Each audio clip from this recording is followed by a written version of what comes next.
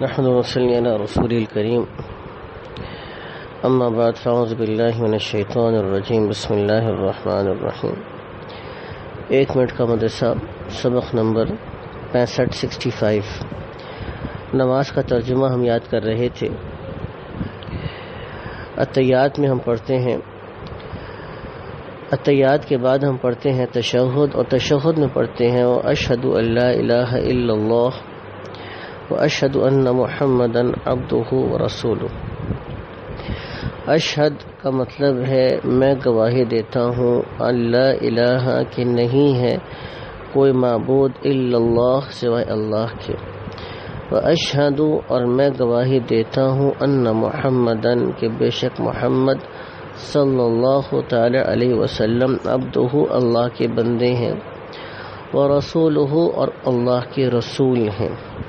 نماز کی سنت خواتین کے لیے کوہنیوں کو زمین پر رکھ دیں، یعنی جب سجدے میں جائیں گی تو دونوں کوہنیوں کو زمین پر رکھیں گے، قاعدے میں بائیں طرف بیٹھیں اور دونوں پاؤں دائیں طرف رائٹ ہینڈ سائڈ کی طرف باہر نکالیں گے۔ بڑے بڑے گناہ جو بغیر توبہ کے معاف نہیں ہوتے، بھاؤ طے کرنے کے بعد یعنی سودا ہو گیا، قیمت طے ہو گئی، آپس میں ایجاب و قبول ہو گیا، اب اس کے بعد اس پر بیچنے والے پر اس طریقے سے زبردستی کرنا کہ وہ قیمت کم کرنے پر مجبور ہو جائے، یہ بھی گناہ کبیرہ ہے۔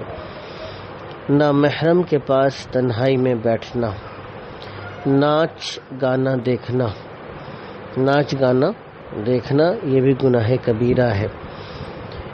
گناہوں کے نقصانات جو دنیا میں پیش آتے ہیں، اللہ کی عظمت دل سے نکل جاتی ہے، اور جب اللہ کی عظمت دل سے نکلتی ہے تو اللہ کی نگاہوں میں بھی اس آدمی کی عزت نہیں رہتی، یہ لوگوں کی نگاہوں میں بھی ذلیل و خوار ہوتا ہے، نعمتیں چھن جاتی ہیں اور بلاؤں اور مصیبتوں کا ہجوم ہوتا ہے۔ بعض گناہگار اگر بڑے عیش میں نظر آتے ہیں تو یہ اللہ کی طرف سے ڈھیل ہے، اور ایسا شخص اور بھی زیادہ خطرے میں ہے، کیونکہ جب یہ پکڑ میں آئے گا تو دنیا یا آخرت میں اکٹھی سزا دی جائے گی۔ نیکیوں کے فائدے جو انسان کو ملتے ہیں، بعض نیکیاں ایسی ہیں جن سے تمام کام بن جاتے ہیں، جیسے کہ سورہ یاسین پڑھنے سے۔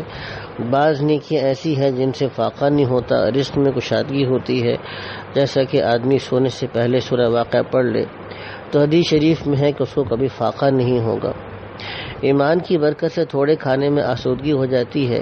حدیث پاک میں ہے کہ ایک شخص حالت کفر میں بہت کھایا کرتا تھا، ایمان لانے کے بعد بہت کم کھانے لگا۔ آپ صلی اللہ علیہ وسلم نے فرمایا کہ مومن 1 آنت میں کھاتا ہے اور کافر 7 آنت میں۔